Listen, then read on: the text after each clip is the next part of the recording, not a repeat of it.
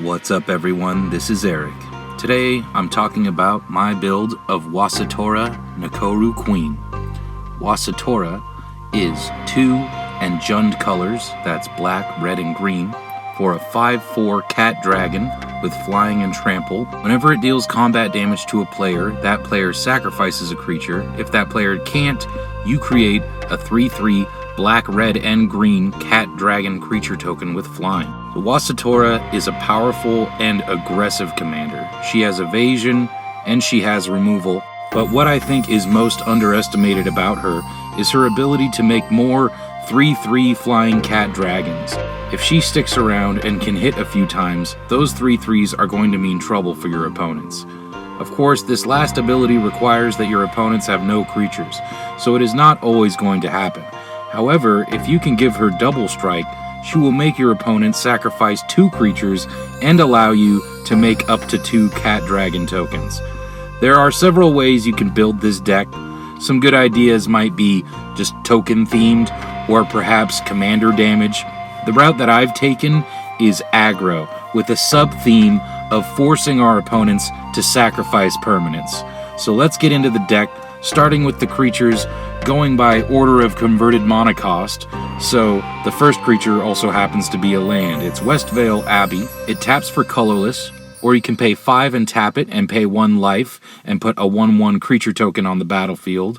Or you can pay 5 and tap it and sacrifice 5 creatures to transform it into Ormendal Profane Prince, which is a 9/7 demon with flying, lifelink, indestructible, and haste. All those abilities on a 9/7 body is very powerful. This is a great land to have in any deck that can make creature tokens or that just has a lot of creatures in general. And we do have about 36 creatures in the deck besides Wasitora. Ormendal will quickly take the game over if you can get him out. Next are some 1-drop creatures, starting with a few basic mana dorks: Boreal Druid, Elves of Deep Shadow, Findhorn Elves, Llanowar Elves, and Elvish Mystic are all staples in green creature-based decks. Yes, they do die easily, but the value they can provide in the early game really does make them worth it. Being ahead on mana, even just for a couple turns, can set the game in your favor. Deathrite Shaman is 1 hybrid green-black for a 1/2. You can tap it to exile a land card from a graveyard and add 1 mana of any color to your mana pool. Or you can pay a black and tap it to exile an instant or sorcery card from a graveyard and each opponent loses 2 life. Or you can pay a green and tap it to exile target creature card from a graveyard and you gain 2 life. Deathrite Shaman is sometimes called the 1 mana planeswalker because it has so many abilities. Mostly it's in here for ramping, but of course gaining life, draining life, and exiling graveyards is also really powerful. Essence Warden is 1 green for a 1/1 elf shaman, and whenever another creature enters the battlefield, you gain 1 life. So if Essence Warden comes out on turn 1 and can stick around, it can easily gain you like 15 or more life. Uvenwald Tracker is 1 green for a 1/1 human shaman, and it says you can pay 1 and a green and tap it, and target creature you control fights another target creature. So the fight effects in general play a very important role in this deck, enabling some cool sacrifice tricks that we will talk about soon. Next is Dockside Extortionist, which I don't have to explain, it's just one of the best ramp spells in red in the whole game. Next is Tangled Florahedron. It doesn't do anything special, it's either ramp or it's a land, and so it's kind of a why not. I pretty much put it in all of my green decks now. Next is Sylvan Caryatid, 1 and a green for a 0/3 plant with Defender and Hexproof. You can tap it to add 1 mana of any color to your mana pool. Sylvan Caryatid is one of my favorite 2-drop ramp creatures. I figure if you need to spend more than 1 mana on a mana dork, it should have protection or at least a big butt, and Sylvan Caryatid has both.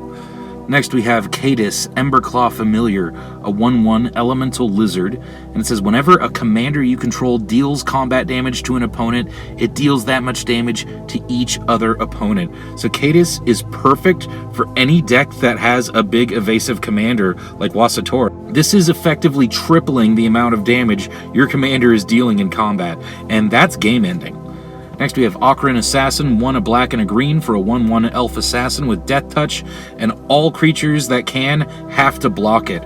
So Ocarina Assassin can act like a targeted removal spell, killing one of the forced blockers of our choice, and it also can assist in some combat damage shenanigans I'll talk about very soon. Next we have Azra Oddsmaker, 1 a black and a red for a 3/3 Azra Warrior. At the beginning of combat on your turn, you may discard a card. If you do, choose a creature. Whenever that creature deals combat damage to a player this turn, you draw 2 cards.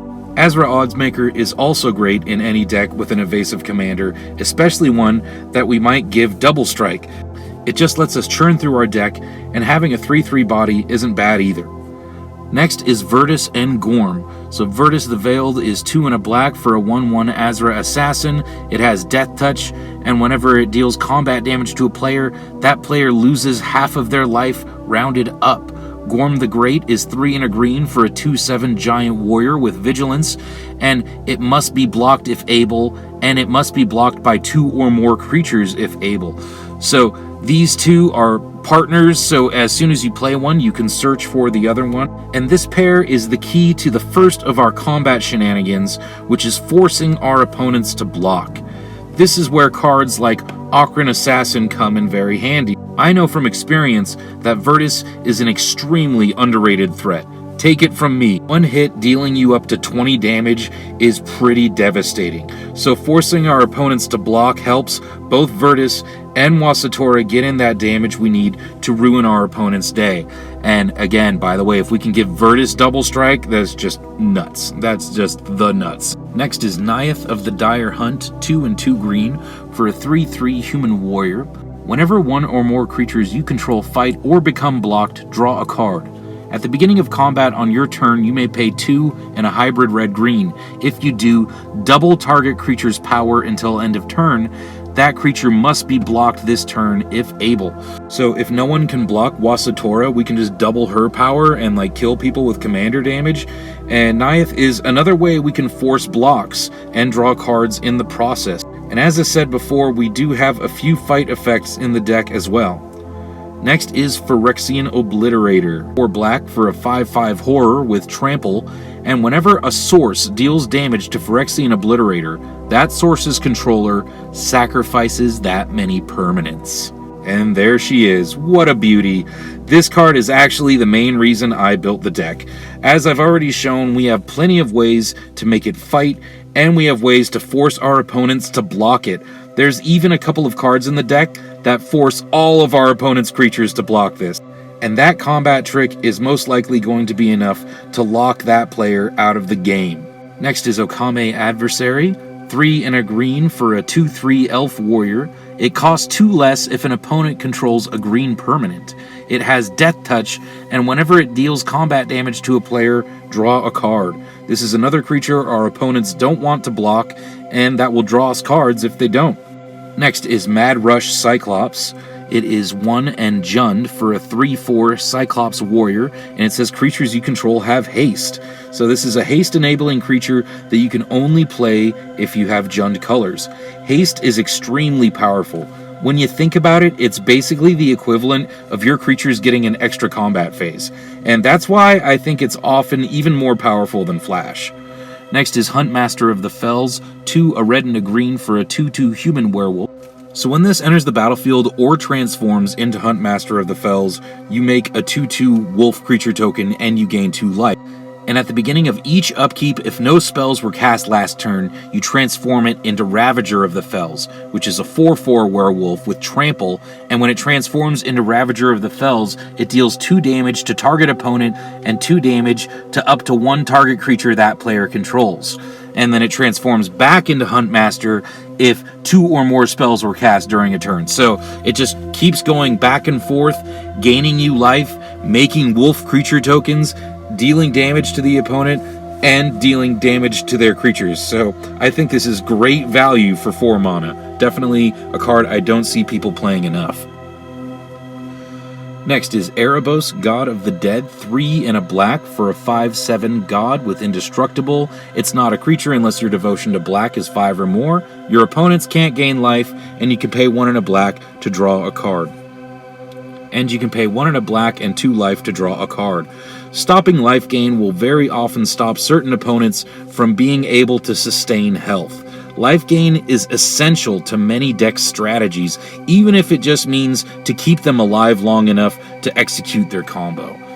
Next is Yarlock of Scorched Thrash, 1 and Jund for a 4/4 Vyashno Shaman with Vigilance, and a player losing unspent mana causes that player to lose that much life. It basically brings mana burn back into the game, and you can pay 1 and tap it to have each player add Jund to their mana pool.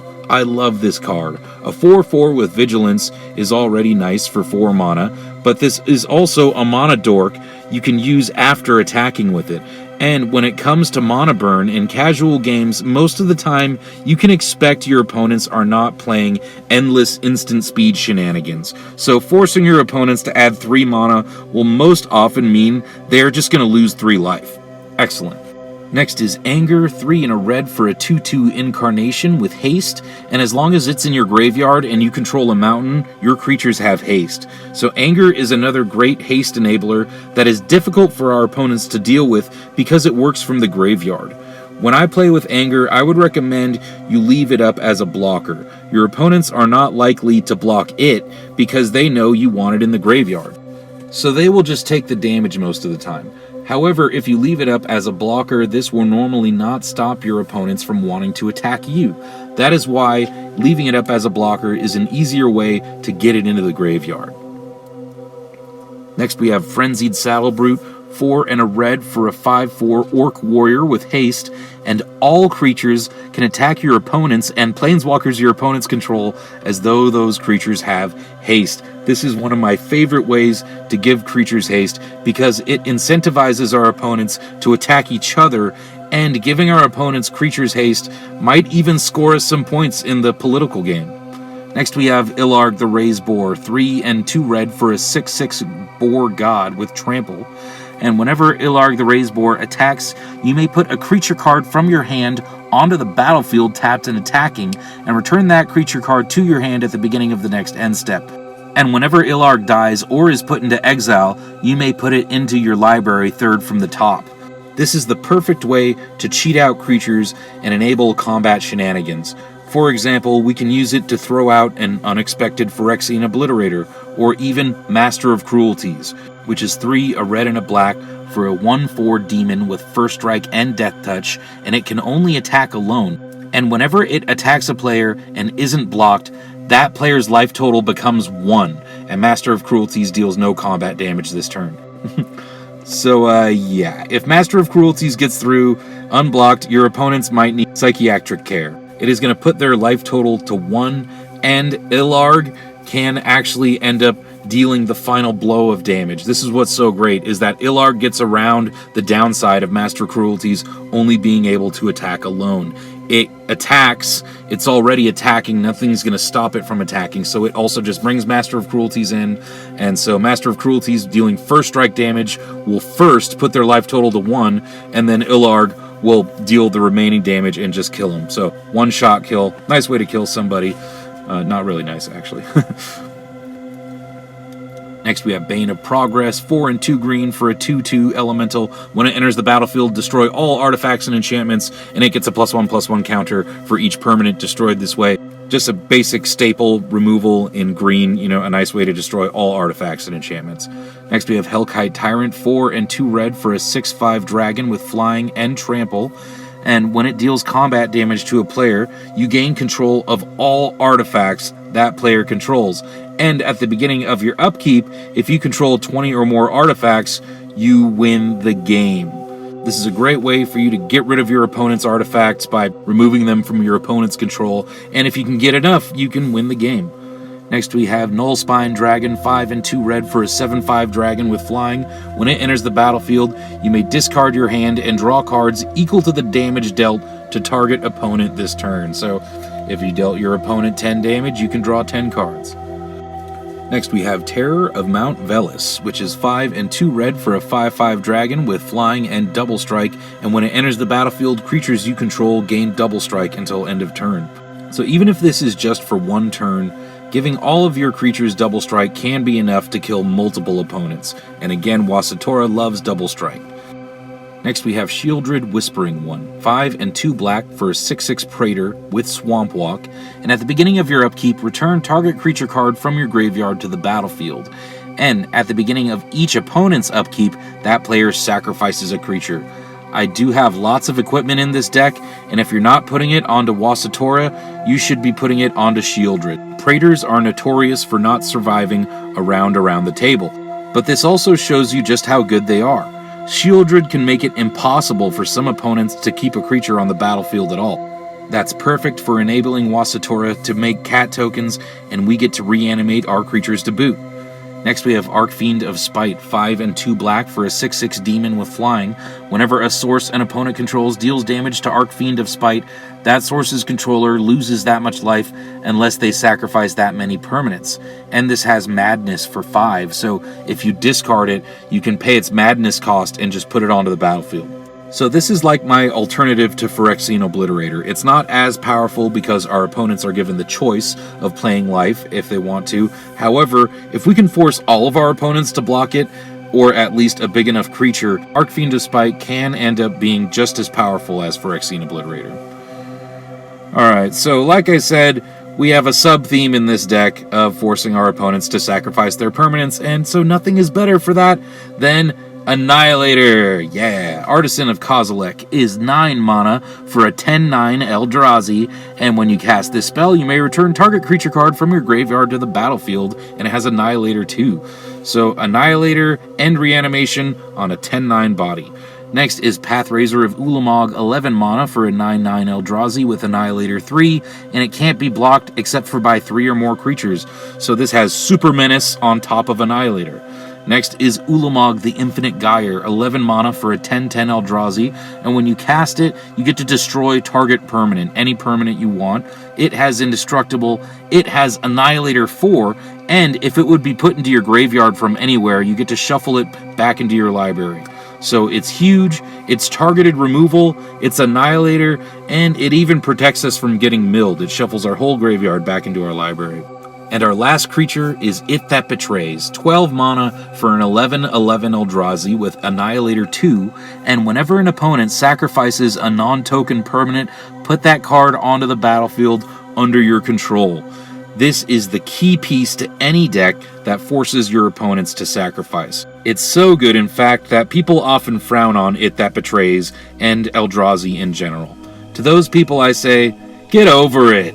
This is a legitimate card, it's not banned, it's not part of any infinite combo. If you think it's too mean, go play Animal Crossing or something, okay? I don't want to hear you crying about Annihilator. This is Magic, I'm going to play some Magic cards. You know what I'm saying? Alright, so then we got some ramp, just some generic ramp. I picked Soul Ring, Cultivate, we got Kodama's Reach. Next we got Xenagos the Reveler, 2, a red and a green for a Planeswalker that enters with 3 loyalty.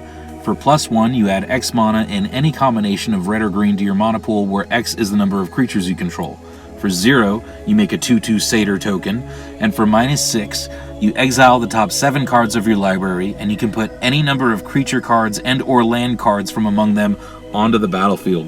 This Planeswalker is great for any deck that has lots of creatures. If you have 4 or more creatures, you can essentially cast Xenagos for free. So he makes lots of mana, dumps out creatures when you need it, and his ultimate is a great way to fill the battlefield with creatures. So just imagine if you only have 2 creatures on the battlefield.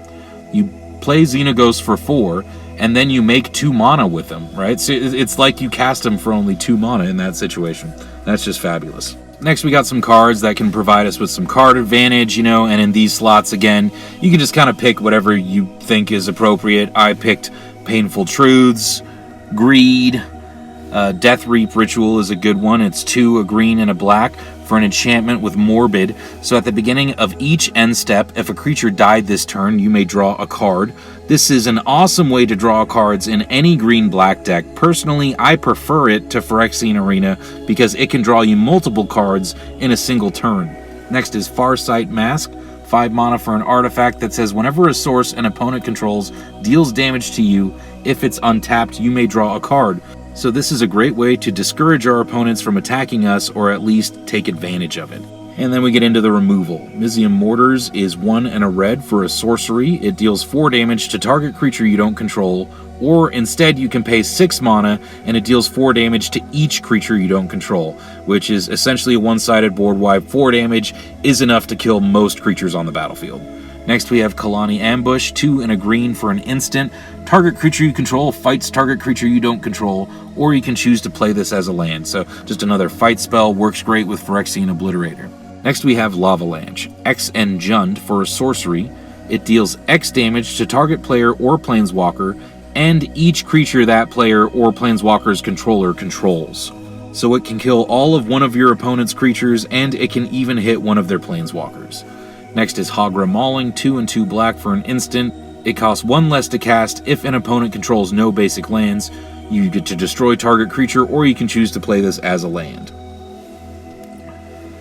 Next is Arcbond, 2 and a red for an instant.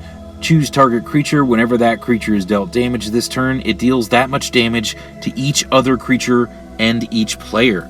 So this can act like a board wipe, or it can also force an opponent to deal damage to Phyrexian Obliterator. Yeah! Next we have Captive Audience, 5, a black and a red for an enchantment.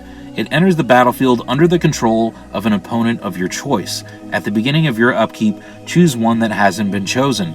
Your life total becomes 4, discard your hand, or each opponent makes 5 2/2 black zombie creature tokens. Okay, so this is not actually removal in the traditional sense of the word, but it is kind of like what we call player removal.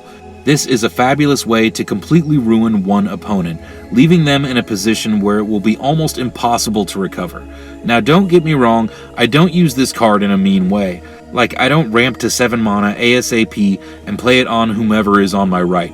I wait till someone is clearly dominating the game, and that's who I give it to. Next is Casualties of War, 2 black and 2 green for a sorcery. Choose 1 or more. Destroy target artifact, creature, enchantment, land, and or planeswalker. So with this you can spread the love around, or you can just obliterate one player's board. Next we have Crux of Fate, 3 and 2 black for a sorcery. Choose 1, either destroy all dragons or destroy all non-dragons. This is a decent board wipe in general, and it goes great with our dragon commander that makes dragon tokens. Next is Decree of Pain, 6 and 2 black for a sorcery. Destroy all creatures, they can't be regenerated. Draw a card for each creature destroyed this way, or you can cycle it for 5, and when you cycle it, all creatures get -2/-2. So Decree of Pain is very expensive, but if you can cast it for 8, you draw a billion cards. It's fabulous. And even if you don't have 8 mana, you can cycle it, draw a different card, and still have this miniature board wipe. Next, we got a few more ways to force our opponents to block. So again, we can use these with Phyrexian Obliterator and Archfiend of Spite to force them to sacrifice their board. And also we can use these on small creatures, force our opponents to block the small creatures so our big creatures can get through the combat damage. So we have Nemesis Mask, 3 mana for an equipment. It has equip 3, and all creatures able to block equipped creature do so. And so again, if all of your opponent's creatures have to block Phyrexian Obliterator, it'll probably mean they'll have to sacrifice their entire board, including all their lands. Next is Grappling Hook, 4 mana for an equipment with equip 4.